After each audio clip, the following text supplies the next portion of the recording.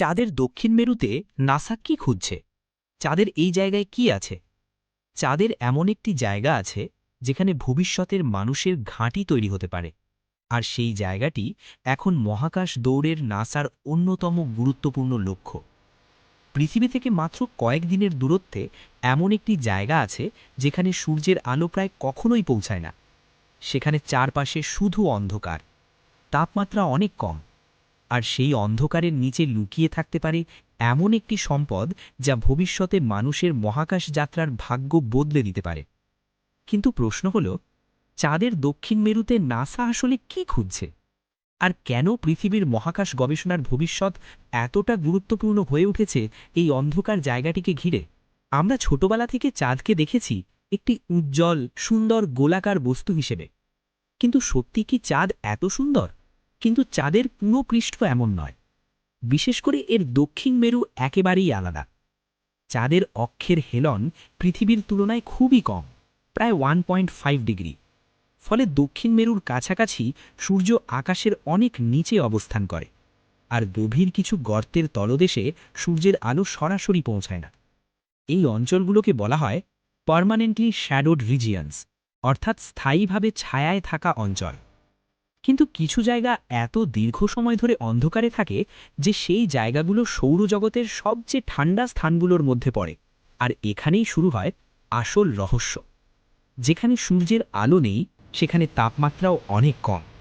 ফলে জল যদি কোনোভাবে সেখানে পৌঁছায়, তাহলে সাধারণ পরিবেশের মতো দ্রুত বাষ্প হয়ে মহাকাশে ছড়িয়ে না গিয়ে বরফ হয়ে আটকে থাকতে পারে।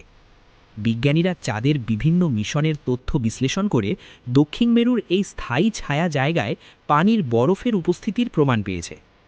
তবে একটা বিষয় পরিষ্কার করা জরুরি, এটা পৃথিবীর মতো কোনো বিশাল বরফের পাহাড় নয়। জল মূলত বরফের আকারে থাকতে পারে এবং চাঁদের মাটির সঙ্গে মিশে থাকতে পারে। কিছু বরফ আবার পৃষ্ঠের নিচেও থাকতে পারে। অর্থাৎ নাসা শুধু এক বোতল পানি খুঁজছে না, তারা খুঁজছে ভবিষ্যতের মহাকাশ সভ্যতার একটি সম্ভাব্য সম্পদ।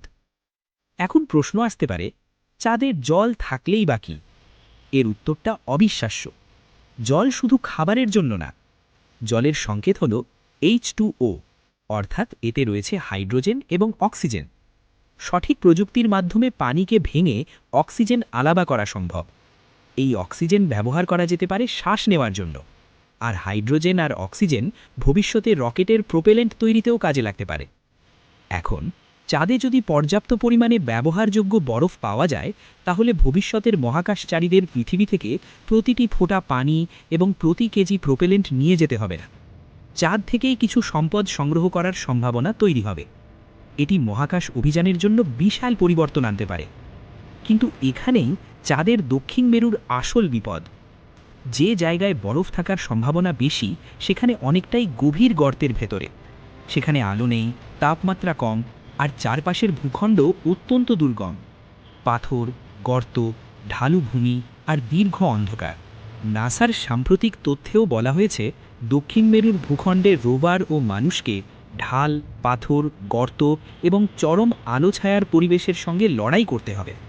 তাই শুধু বরফ আছে কিনা জানলেই হবে না, বিজ্ঞানীদের জানতে হবে বরফ ঠিক কোথায়, কতটা গভীরে, কতটা পরিমাণে, আর সেটি বাস্তবে সংগ্রহ করা সম্ভব কিনা। এই প্রশ্নের উত্তর খুঁজতে বিজ্ঞানীরা বছরের পর বছর ধরে চাঁদকে পর্যবেক্ষণ করছে। নাসার লুনার রিকনেসেন্স অরবিটার বা LRO চাঁদের পৃষ্ঠের উচ্চতা, তাপমাত্রা এবং অন্যান্য বৈশিষ্ট্য নিয়ে গুরুত্বপূর্ণ তথ্য সংগ্রহ করেছে। এছাড়া শ্যাডো ক্যামের মতো অত্যন্ত সংবেদনশীল ক্যামেরা এমন অন্ধকার অঞ্চলও পর্যবেক্ষণ করতে পারে যেখানে সরাসরি সূর্যের আলো পৌঁছায় না। একবার ভেবে দেখেছেন, একটি ক্যামেরা চাঁদের এমন জায়গার ছবি তুলছে যেখানে সাধারণ ক্যামেরার জন্য প্রায় সম্পূর্ণ অন্ধকার। এই প্রযুক্তির মাধ্যমে বিজ্ঞানীরা স্থায়ী ছায়া অঞ্চলগুলোর ভূখণ্ড এবং সেখানে বরফ থাকার সম্ভাব্য চিহ্ন সম্পর্কে আরও জানতে পারছে। এখানে রয়েছে আরেকটি অদ্ভুত বিষয়। দক্ষিণ মেরুর কিছু উঁচু অংশ তুলনামূলকভাবে দীর্ঘ সময় সূর্যের আলো পেতে পারে। অন্যদিকে কাছেই রয়েছে গভীর গর্ত, সেখানে প্রায় স্থায়ী অন্ধকার। অর্থাৎ একই অঞ্চলের মধ্যে পাওয়া যেতে পারে আলো এবং অন্ধকার। সূর্যের আলো পাওয়া জায়গায় ভবিষ্যতে সৌরশক্তি সংগ্রহ করা সম্ভব হতে পারে, আর অন্ধকার অঞ্চলের কাছে খোঁজা যেতে পারে বরফ এবং অন্যান্য ভোলাটাইল রিসোর্সেস। এই কারণেই দক্ষিণ মেরু ভবিষ্যতের চন্দ্র ঘাঁটির জন্য অত্যন্ত আকর্ষণীয়। নাসার আর্টেমিস প্রকল্পের লক্ষ্য শুধু আবার চাঁদে গিয়ে ফিরে আসা নয়, দক্ষিণ মেরুতে মানুষ পাঠিয়ে সেখানে বিজ্ঞান পরিচালনা, সম্পদ সম্পর্কে আরও জানা এবং ভবিষ্যতের দীর্ঘমেয়াদী মানব উপস্থিতির ভিত্তি তৈরি করাও এর বড় উদ্দেশ্য। নাসা আর্টেমিস 3 এর জন্য দক্ষিণ মেরুর বেশ কয়েকটি সম্ভাব্য ল্যান্ডিং রিজিয়ন চিহ্নিত করেছে। এসব অঞ্চলের মধ্যে রয়েছে পিক নিয়ার ক্যাবিয়াস বি, হাওয়ার্থ, ম্যালাপার্ট ম্যাসিফ, মন্স মুটন এবং নোবিল রিমের মতো অঞ্চল। এসব জায়গা বেছে নেওয়ার সময় শুধু বিজ্ঞান নয়, নিরাপদ অবতরণ, যোগাযোগ, আলোর অবস্থা, ভূখণ্ড এবং ভবিষ্যৎ অনুসন্ধানের সম্ভাবনাও বিবেচনা করা হয়েছে। অর্থাৎ যখন মানুষ আবার চাঁদের মাটিতে পা রাখবে, তখন তারা শুধু পতাকা গেড়ে ফিরে যাচ্ছে না, তারা এমন একটি জায়গায় যাচ্ছে যেখানে ভবিষ্যতের মহাকাশ যাত্রার জন্য গুরুত্বপূর্ণ সম্পদ লুকিয়ে থাকতে পারে। তাহলে কি চাঁদ হবে মানুষের দ্বিতীয় ঘর? হয়তো এখনই নয়, কিন্তু বিজ্ঞানীরা যেদিকে এগোচ্ছে তাতে ভবিষ্যতের চাঁদকে শুধু একটি দূরবর্তী জগৎ হিসেবে দেখার সম্ভাবনা কমে আসছে। চাঁদ হতে পারে পৃথিবী ও মঙ্গলের মাঝের একটি গুরুত্বপূর্ণ ধাপ, কারণ পৃথিবী থেকে সরাসরি মঙ্গলে যাওয়া অত্যন্ত কঠিন।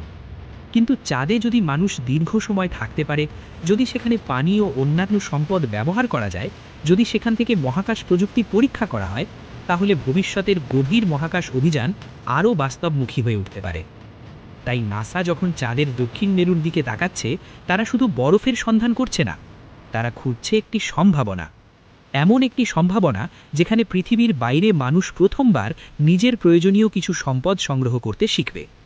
আজ সেই জায়গা অন্ধকার, কিন্তু হয়তো কোনো একদিন সেই অন্ধকার গর্তের পাশে মানুষের তৈরি আলো জ্বলবে। একজন নভোচারী চাঁদের মাটিতে দাঁড়িয়ে পৃথিবীর দিকে তাকিয়ে বলবে, মানুষের মহাকাশ যাত্রার নতুন অধ্যায় এখান থেকেই শুরু।